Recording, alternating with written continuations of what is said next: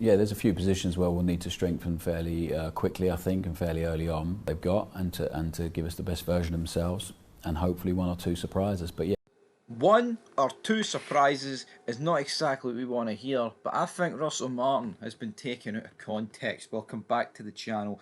The headlines read, oh, Rangers are only going to sign one or two players, but when you actually listen to the Martin interview with Sky Sports, he talks about that we're going to need to bring in new players, but the old regime, if they can prove themselves, then maybe we'll get one or two surprises. Right. Do I think he means transfers? Probably. But he could also be referring to the fact that, there could be a few people that you thought were done and had no Rangers future, and maybe once they start playing my style and my coaching gets into them, one or two will spring a surprise. Now, obviously, like I said, I do lean towards the fact that it's going to be one or two signings before the Champions League qualifiers, which is petrifying. We need more than that. Now, to play devil's advocate, if you sign two starters that are quite clearly two of the best players in the 11, that can be massive. But at the same time, there's no guarantees.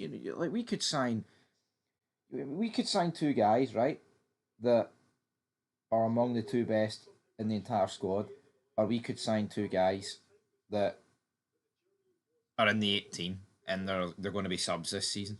It all depends what we do, man. Because see if we're going in to these Champions League qualifiers, we bet practically the same 11 as last season. I could throw up at that. I really could.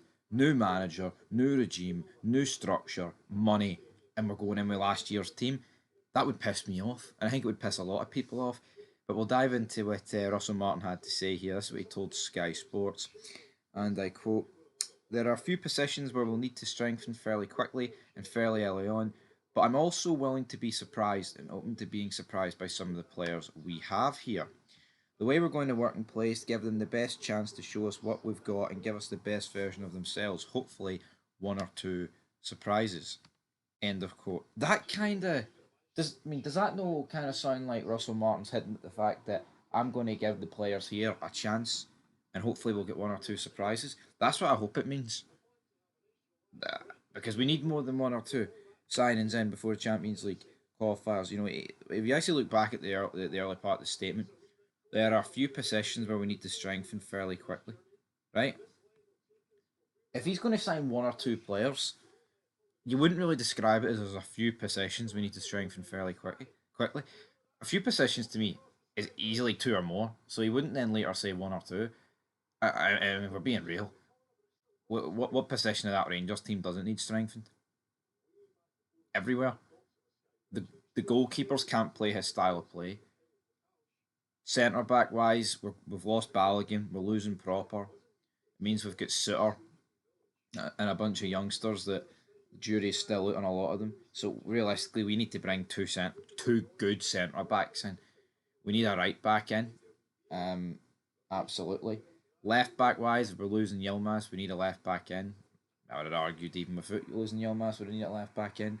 Midfield, I mean, centre midfield's probably the one area where I'm like, you know what, Diamonde, Raskin, Connor Barron, Lyle Cameron, etc., among others. It's not really the area of the pitch where we desperately need it, but in that number 10 role, the calm, a creative midfielder that we need. We lost Hadji, we lost Lawrence, but Barami's probably going out the door and he's no good enough. We need about two or three.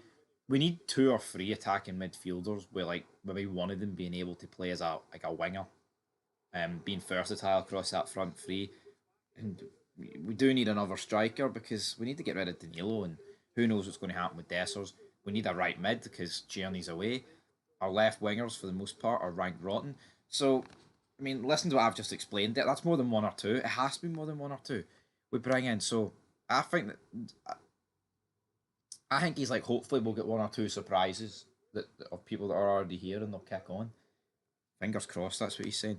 He went on to say, we'll need some help before that game for sure, but until we get in here and assess everyone, how many we'll need for that game and how realistic that is unclear, because football and the business of transfer windows can be difficult. But I'm pretty sure by then we'll have one or two people to help us and add to the group. Well, fucking hell, you can basically just scrap what I just tucked and said there. we'll have one or two people to help us add to the group. Well, that's deflating me. That is a sucker punch, man, to the midsection, the breadbasket. That's brutal. That's a Gary Neville. This was the banker, the no-brainer. It wasn't the best Gary Neville impersonation, but anyway, that's actually depressed me. That's actually soul destroyed me. One or two signings, we're fucking snookered, man. Honestly, this needs to be big. This needs to be absolute big. Um, I've been done in with that one. He also went on to talk about Tavern, that he's hugely important. Yeah, we all know where that sad song's going, don't we? Of course we do. Now what else did he say? Let's see. That's what he said about toppling Brendan Rodgers aside. I want us to keep improving and be the best version of ourselves that we can be. We have to win. We have to win a lot. I think history shows you that when Rangers are performing and have momentum and energy, we have a team of clarity and belief. It can lead to anything and to big success. That's what I want. So I'm here. I want to win things, to feel that here, and I hope we can do that. The club needs new energy. It needs a fresh start. It's been a tough time for the club and Rangers fans over the last how many years. I think this will bring some fresh energy. It will bring some stability, and hopefully it will bring a real exciting team on the pitch. That's the end product. That's what we want. A team that wins and wins in a certain way, with a culture and environment that we all feel really aligned with and proud of.